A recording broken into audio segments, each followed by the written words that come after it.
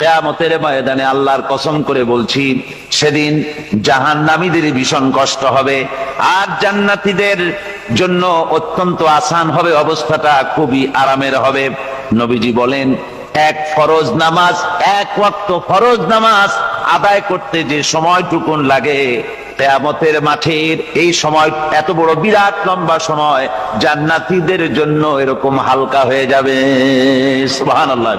হযরত আবু সাঈদ খুদরী রাদিয়াল্লাহু তাআলা আনহু হাদিস কেন বর্ণনা করেছেন, এক ওয়াক্ত নামাজ, একটা ফরজ নামাজ পড়তে যতটুকুন সময় লাগে, এতটুকুন সময়ের ভেতরে জান্নাতীদের কারবার শেষ হয়ে যাবে। সুবহানাল্লাহ বিহামদি।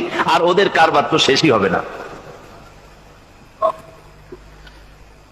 ويوم تشقق السماء بالغمام ونزل الملائكة تنزيلا। ওরা ফেরেশতা দেখতে চায়, সেদিন আসমান সমূহ বিদীর্ণ হয়ে মেঘ পুঞ্জ বেরিয়ে আসবে, আত্মপ্রকাশ করবে, তার ভেতর থেকে ফেরেশতারা ক্রমাগত নাজিল হতে থাকবে। আর অবস্থাটাই হবে, আল মুলকু ইয়াওমাইযিনিল হাক্কু লিররহমান ওয়া কানা ইয়াওমান আলাল কাফিরিনা আসীরা। আর সেদিনে বাদশাহী হবে কেবলমাত্র রহমানের। ওয়া কানা ইয়াওমান আলাল কাফিরিনা আসীরা। আর সেই কিয়ামতের দিন, সেই সময়টা হবে কাফেরদের জন্য বড়ই কঠিন। এখানে কিয়ামতের কিছু কথা বলা হচ্ছে, কিছু আভাস দেওয়া হচ্ছে যে আসমান সমূহ বিদীর্ণ হয়ে মেঘ পিণ্ড বেরিয়ে আসবে এবং তার থেকে ক্রমাগত ফেরেশতারা নাজিল হতে থাকবে। আল্লাহর হাবিব বলেছেন, কেউ যদি কিয়ামতের দৃশ্য দেখতে চায়, সেজন্য সূরা ইজা শামসু কুবিরাত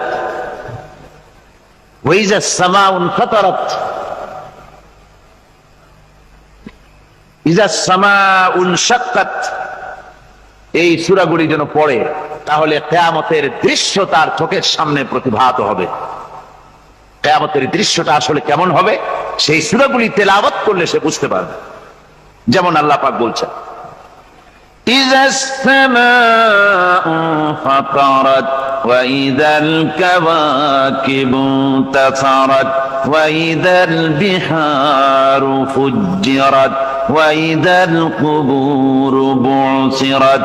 যখন আকাশসমূহ চূর্ণ বিচূর্ণ হয়ে যাবে আর তারকাসমূহ বিক্ষিপ্ত হয়ে পড়বে, সমুদ্র মহাসমুদ্রগুলি দীর্ণ বিদীর্ণ হয়ে যাবে, কবরগুলি সব উদ্গীরণ করে দেবে, তার মধ্যে যা আছে সে সবগুলি। আবার আল্লাহ পাক বলেন, ইযাশ শামসু কুবিরাত ওয়া ইযান নুজুমু কাদারাত ওয়া ইযাল জিবালু সুয়্যিরাত। সূর্য যখন ঢেকে যাবে, তারকাগুলি যখন বিপর্যস্ত হয়ে যাবে, আর পাহাড়গুলি যখন চালিয়ে দেওয়া হবে, এই দৃশ্য তোমরা দেখতে পাবে। فإذا النجوم طمست وإذا السماء فرجت وإذا الجبال نسفت। সেদিন অবস্থা এমন হবে, সমস্ত তারকাগুলি স্তিমিত হয়ে যাবে আর আকাশসমূহ দীর্ণ বিদীর্ণ হয়ে যাবে। আর দেখতে পাবে পাহাড়গুলি, সমস্ত পাহাড়গুলিকে উড়িয়ে দেওয়া হবে। আবার অবস্থা আরো কি হবে, فإذا برق البصر وخسف القمر وجمع الشمس والقمر। যখন চক্ষু বিস্ফারিত হয়ে যাবে মানুষের, চাঁদ আর সূর্য নিষ্প্রভ হয়ে যাবে, সব একাকার হয়ে যাবে, চন্দ্র এবং সূর্য তার অস্তিত্বকে হারিয়ে ফেলবে। শুধু তাই নয়, ওয়াহুমিলাতিল আরদু ওয়াল জিবালু ফাদুক্কাতা দাক্কাতাও ওয়াহিদা। জমিন ও পাহাড়গুলির মধ্যে সংঘর্ষ লাগিয়ে দেওয়া হবে, আর তা এক ধাক্কায় জমিন এবং সমস্ত পাহাড়গুলি চূর্ণ বিচূর্ণ হয়ে যাবে। সুবহানাল্লাহ ওয়া বিহামদিহি। আল্লাহ রাব্বুল আলামিন বলছেন, এইভাবে করে কিয়ামতের দৃশ্য, বিভীষিকাময় দৃশ্য তোমরা দেখতে পাবে। আর সেদিনের রাজত্বটা কার হবে? الملك يومئذ الحق للرحمن সেদিনের রাজত্ব হবে কেবলমাত্র রহমানের। অর্থাৎ যেসব কৃত্রিম বাদশাহী দেখে তোমাদের চোখে ধাঁধা লেগে গিয়েছে, তোমাদেরকে দুনিয়ার বাদশাহী দেখে তোমরা ধোঁকায় পড়ে গিয়েছো, এসব বাদশাহী কিছুই টিকবে না সেদিন। সেদিন শুধু বাদশাহী থাকবে একমাত্র আল্লাহ পাকের। কার থাকবে বাদশাহী? জোরে বলেন কার? আল্লাহ রাব্বুল আলামিন যখন কিছুই থাকবে না ঘোষণা করবেন লিমানিল মুলকুল ইয়াউম লিল্লাহিল ওয়াহিদুল কাহ্হার। আজকে কার রাজত্ব? চারিদিক থেকে আওয়াজ আসতে থাকবে, পরাক্রমশালী আল্লাহ রাব্বুল আলামিনের রাজত্ব আর কারো নয়। হাদিস শরীফে এসেছে, বুখারী মুসলিম শরীফের হাদিসে এসেছে, আল্লাহর নবী বলেন আল্লাহ রাব্বুল আলামিন তখন তার এক হাতে আকাশ মণ্ডলীকে ধারণ করবেন, আর এক হাতে জমিনকে ধারণ করবেন। আকাশ মণ্ডলী এক হাতে, জমিন এক হাতে। এভাবে আল্লাহ রাব্বুল আলামিন বলবেন আইনাল জাব্বারুন আইনাল মুতাকাব্বিরুন। কোথায় সেই স্বৈরাচারীরা? কোথায় সেই দুর্বিনীত অহংকারী স্বৈরাচার যারা আমার জমিনের উপরে, আমার মানুষের উপরে রাজত্ব চালিয়েছে? তারা আজকে কোথায়? কোথায় সেই অহংকারীরা?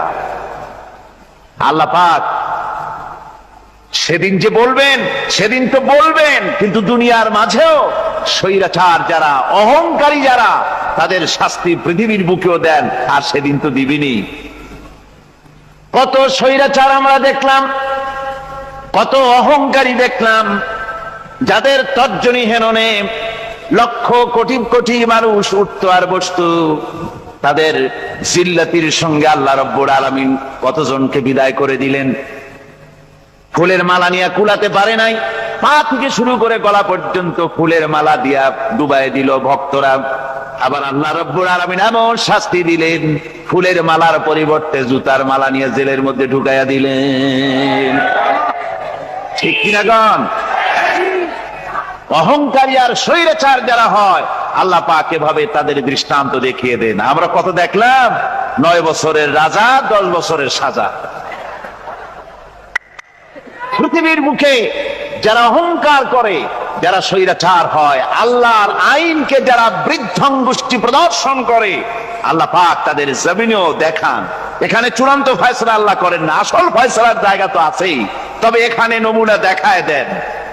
কিন্তু মুশকিল হচ্ছে, ইতিহাসের সবচাইতে বড় শিক্ষা হলো ইতিহাস থেকে মানুষেরা শিক্ষা গ্রহণ করে না। একজনে যে কাম করে বিপদে পড়ে, আর একজন এসে আবার সেই পথেই অগ্রসর হয়, নিশ্চিত মৃত্যুর পথে। আমার বন্ধুগণ,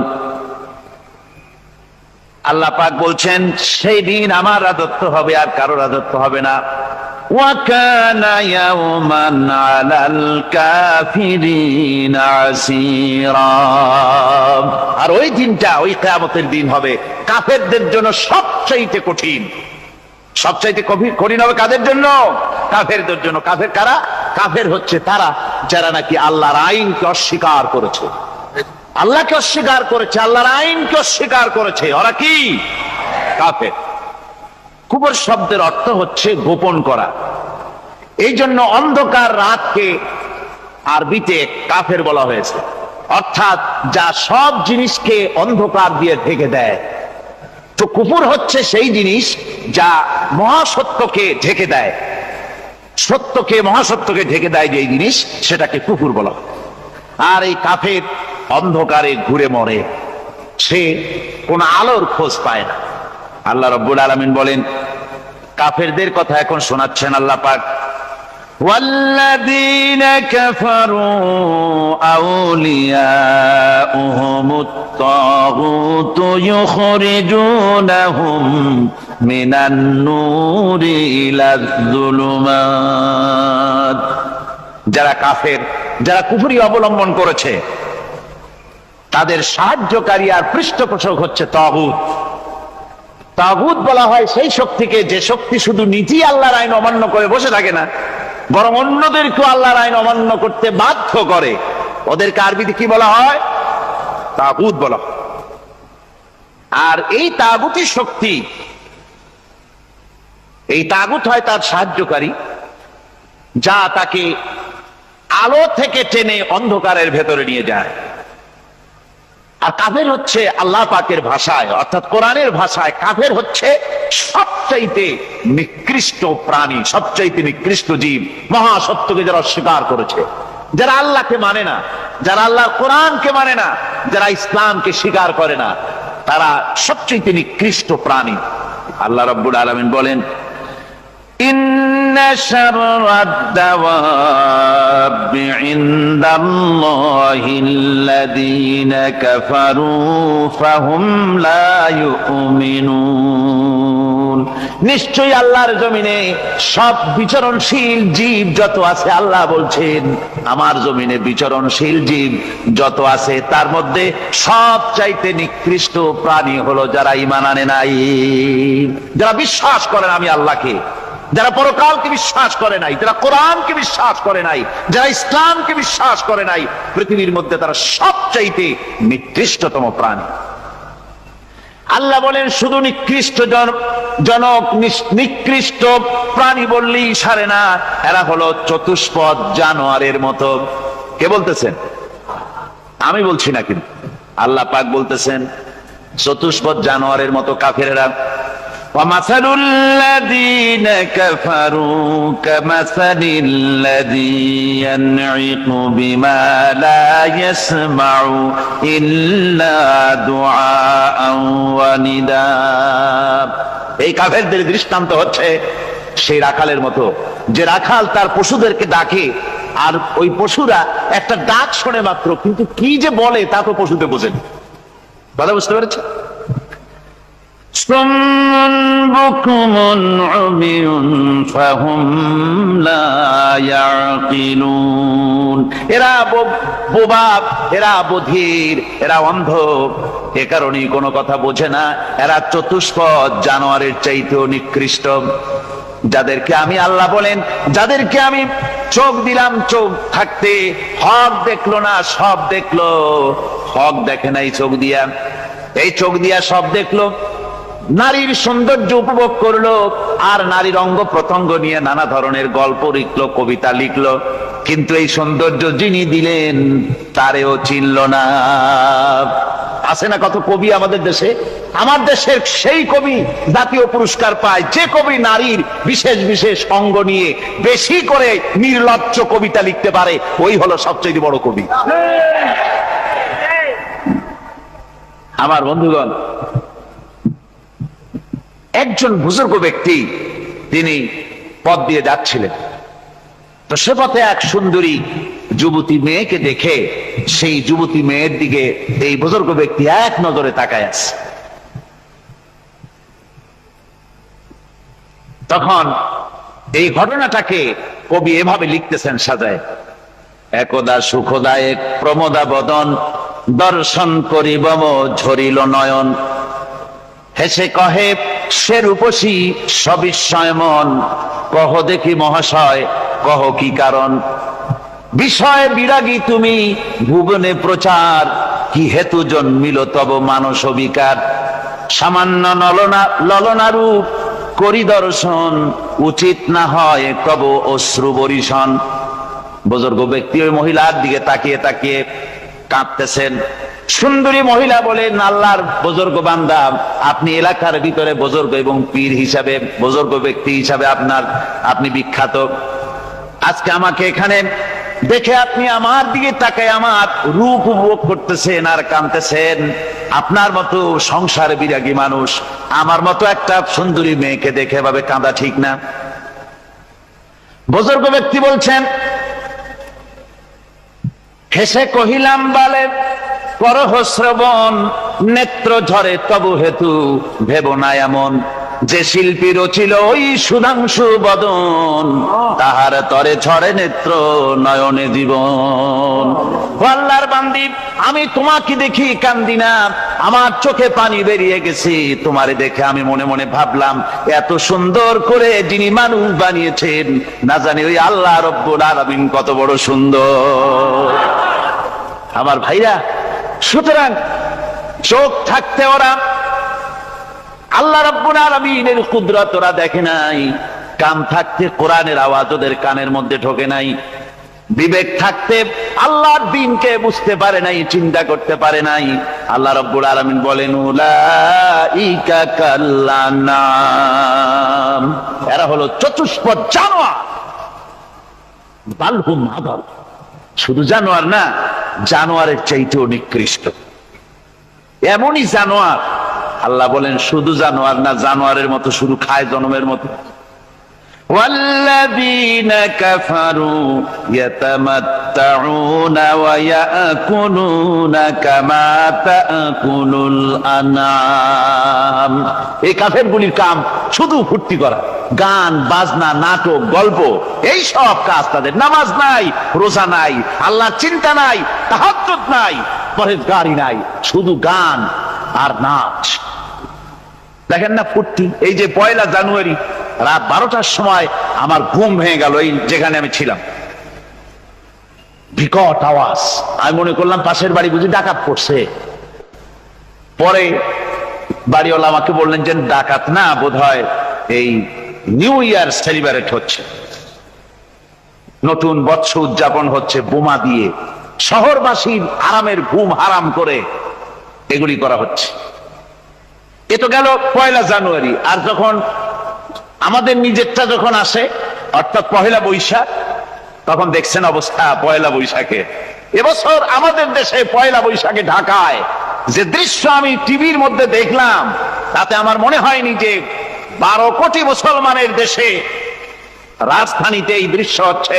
আমার মনে হচ্ছিল এটা বুঝি কলকাতা অথবা অন্য কোন শহর হবে। আমি দেখলাম সমস্ত যুবক যুবতী, নারী পুরুষ, বিভিন্ন বয়সের লোক সব একসঙ্গে রাস্তায় নেমেছে, নাচতেছে। তার মধ্যে বুদ্ধিজীবী আছে, শিক্ষিত লোক আছে, সমানে নাচতেছে।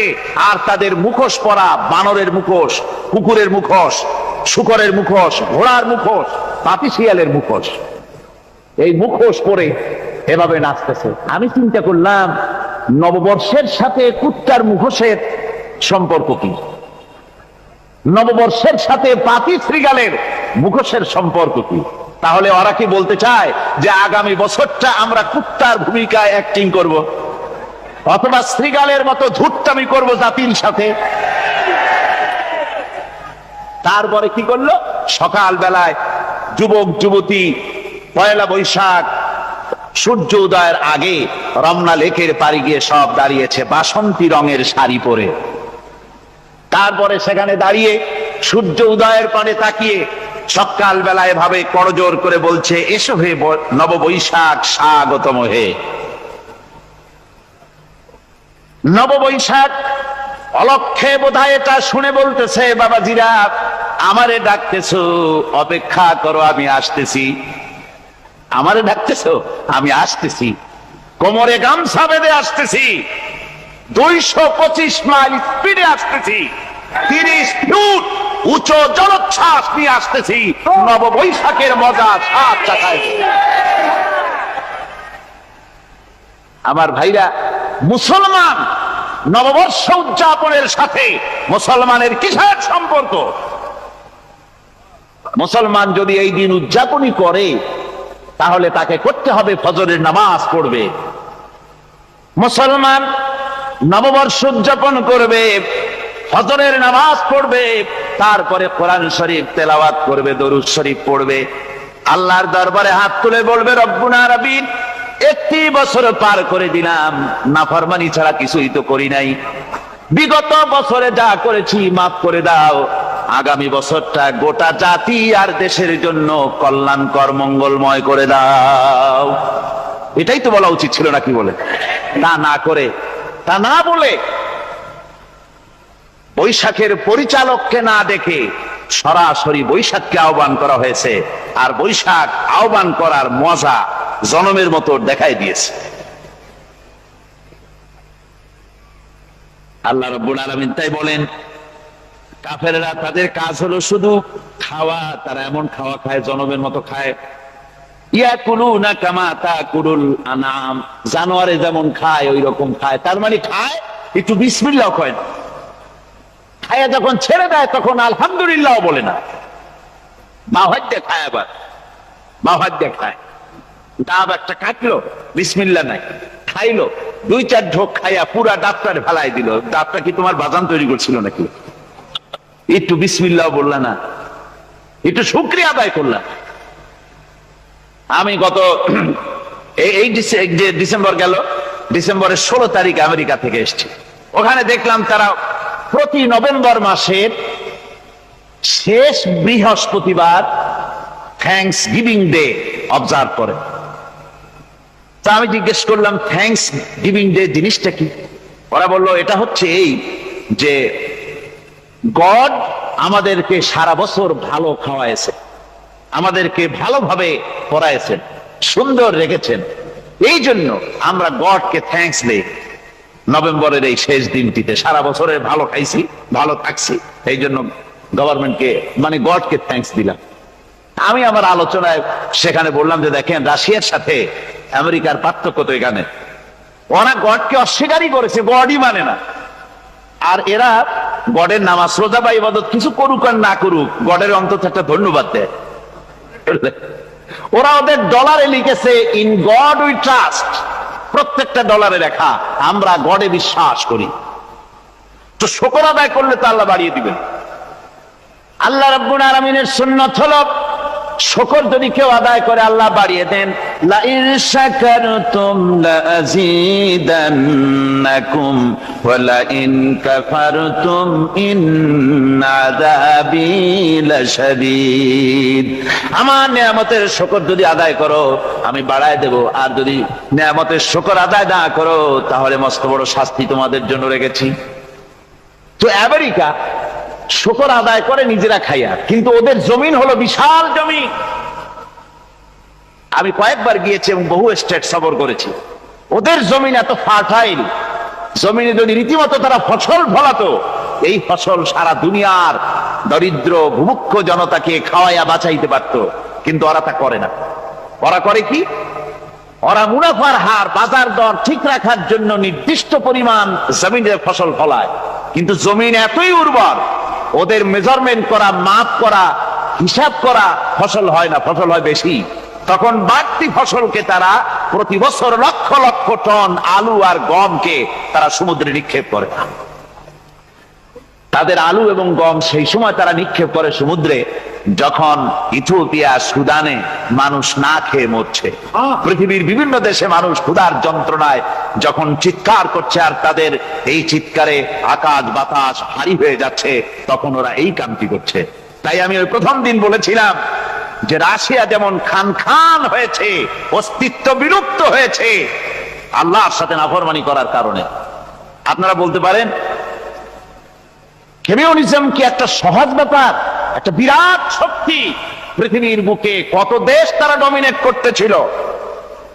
কোন যুদ্ধ নাই, কোন রক্তপাত নাই, বিনা ধাক্কায়, বিনা বাতাসে, বিনা ঝড়ে বিশাল মহিরুহু চিৎপটাং। এটা হলো কেন? কেন হলো রাশিয়ার এই দশা? আমি লালদিঘির ময়দানে বলে গেছিলাম, আমি চিন্তা করে যেটা পাইছি সেটা হচ্ছে দুনিয়ার সমস্ত মতবাদ আল্লাহকে কোনো না কোনো প্রকারে স্বীকার করে। তার কথা মানুক আর না মানুক, আছে একটা কিছু, এতটুকুন বলে যে আল্লাহ আছেন বা গড আছে বা একটা কিছু আছে। কমিউনিজম, সমাজতন্ত্র হলো পৃথিবীর একমাত্র নিকৃষ্ট মতবাদ, যে মতবাদ সরাসরি আল্লাহকে স্বীকার করেছে, বলেছে আল্লাহ নাই, দেয়ার ইজ নো গড। তারা ধর্মকে আফিম বলেছে। আল্লাহ পাক তাই কোন যুদ্ধ ছাড়া, কোন মারামারি ছাড়া, কোন রক্তপাত ছাড়া এই বিশাল শক্তিকে উৎকারে উড়িয়ে দিলেন, তুলার মতো হয়ে। গোটা রাশিয়া তুলার মতো হয়ে, পেঁজা তুলা, ধোনা তুলার মতো হয়ে সব উড়ে চলে গিয়েছে। অস্তিত্ব বিলুপ্ত হয়ে গিয়েছে। কিন্তু আমাদের দেশের খুচরা কমিউনিস্টরা এখনো স্বপ্ন দেখে। ওই যে কালকে বলেছি, তারা বলে কলমের খোসা এটা এখনো নষ্ট করা যাবে না, এটা এখনো চালু করা হবে। এখনো চীনে আছে, এখনো কিউবায় আছে। ওই কিউবা থেকে, চীন থেকে ফিদেল কাস্ট্রোর একটু আওয়াজ শোনে, চীন থেকে মিস্টার ব্যাং না কি জানি না, ব্যাং এর আওয়াজ শোনে, আর তাই মনে করে এ বুঝি সমাজতন্ত্রের বিজয়ের গান। না, চীন থেকে আর কিউবা থেকে যে আওয়াজ আজকে উঠতেছে, এই আওয়াজ সমাজতন্ত্রের বিজয়ের আওয়াজ নয়, এটা হলো সমাজতন্ত্রের মরণ যন্ত্রণার গোঙানির আওয়াজ। কাজী এরা দুনিয়ার বুকে শুধু আনন্দ এবং ফুর্তি করে, আল্লাহর হককে, আল্লাহকে চিনতে তারা ব্যর্থ হয়েছে। আল্লাহ রাব্বুল আলামিন বলেন, অবিশ্বাসীদের কৃতকর্ম, তাদের কাজগুলি, তাদের কর্মফল সব নিষ্ফল হয়ে যাবে। ওয়াল্লাযীনা কাফারু আ'মালুহুম কাসারাবিন বিকিআতিন ইয়াহসাবুহুল যামআনু মা। আল্লাহ পাক বলেন, কাফের যারা, অবিশ্বাসী যারা, যারা আমাকে অস্বীকার করেছে, অবিশ্বাস করেছে, তাদের আমলগুলি হলো মরুভূমির মধ্যে মরীচিকার মতো। মরুভূমির মরীচিকা, মানুষ যখন মরুভূমির ভিতর দিয়ে যায়, পানির পিপাসা লাগে, দূরে দেখে পানি চিকচিক করতেছে, আর ওই মরীচিকা যেটাকে সে পানি মনে করেছিল, হাত্তা ইযা জাআহু লাম ইয়াজিদহু শাইআ, যেটাকে সে পানি মনে করে ছুটতেছিল, যখন কাছে গেল, আল্লাহ পাক বলেন কিছুই সেখানে পায় না, শুধু মরীচিকা, বালু আর বালু। এরকম করে যারা আমার দিনকে অস্বীকার করেছে, আমাকে অস্বীকার করেছে, তারা যত ভালো কাজ করুক আর যাই করুক না কেন, তাদের কৃত কর্মগুলি এভাবে সব নিষ্ফল। এ হলো এক কথা। 2 নম্বরের কথা হলো, ওরা মনে করেছিল সমাজতন্ত্র শান্তি দেবে, কমিউনিজম শান্তি দেবে, সোশ্যালিজম শান্তি দেবে, ক্যাপিটালিজম শান্তি দেবে। এই শান্তির চিন্তা করে অগণিত মানুষকে হত্যা করে সমাজতন্ত্রের রাজত্ব যখন কায়েম করলো, 70 বছরও চলে গেল, তারপরে তারা দেখলো হাত্তা ইযা জাআহু লাম ইয়াজিদহু শাইআ, কিচ্ছুই পেল না। তারা ক্ষুধার যন্ত্রণায় মরলো, কাপড় নাই, খাবার নাই। তারা ওই রাশিয়া থেকে, চেকোস্লোভাকিয়া থেকে, যুগোস্লাভিয়া দিয়া, রোমানিয়া থেকে, হাঙ্গেরি এবং পোল্যান্ড আর মঙ্গোলিয়া থেকে, সেখানে সমাজতন্ত্র তাড়াতে আমরা যাই নাই। আমরা সেখানে সমাজতন্ত্রের বিরুদ্ধে তাফসীর করি নাই, ব্যাখ্যা করি নাই, বক্তব্য রাখি নাই। ওই সব দেশ থেকে সমাজতন্ত্র তাড়াইছে কে? তারা তাড়িয়েছে? না না, ওরা নিজেরাই, সেই দেশের জনগণই এটাকে উৎখাত করেছে তাদের জমিন থেকে। আল্লাহ পাক বলছেন, যারা আমার দিনকে, আমার বিধানকে যারা অস্বীকার করবে, তারা এই অস্বীকারী অবস্থায় যদি মৌত হয়, আমার সমাজতন্ত্রী কোনো ভাই যদি এ মাহফিলে থাকেন, কমিউনিস্ট কোনো ভাই যদি এ মাহফিলে থাকেন, তাহলে শুনুন আল্লাহ কি বলতেছেন। আল্লাহর দিনকে, আল্লাহর কোরআন, পূর্ণাঙ্গ জীবন বিধান, অর্থনীতি আছে, সমাজনীতি আছে, রাজনীতি আছে, কথা যারা বিশ্বাস করে না, কোরআনকে শুধুমাত্র নামাজ, রোজা, হজ, যাকাত আর বেহেশত দোজখ যারা মনে করে, জীবন ব্যবস্থা মনে করে না, এই অবস্থায় যদি মারা যায়, আল্লাহ রাব্বুল আলামিন বলেন, ইন্নাল্লাযীনা কাফারু ওয়া মাতু ওয়া হুম কুফফারুন উলাইকা আলাইহিম লানাতুল্লাহি ওয়াল মালাইকাতি ওয়ান নাসি আজমাইন। আল্লাহ রাব্বুল আলামিন বলেন, আমাকে অস্বীকার করার অবস্থায়, আমার দ্বীনকে, বিধানকে অস্বীকার করার অবস্থায় যদি মৌত হয়ে যায়, তাহলে আল্লাহ, ফেরেশতা এবং তামাম পৃথিবীবাসীর অভিসম্পদ তার উপরে হতে থাকে, লানত হতে থাকে। খালিদিনা ফিহা লা ইউখাফফাফু আনহুমুল আযাবু ওয়া লা হুম ইউনজারুন।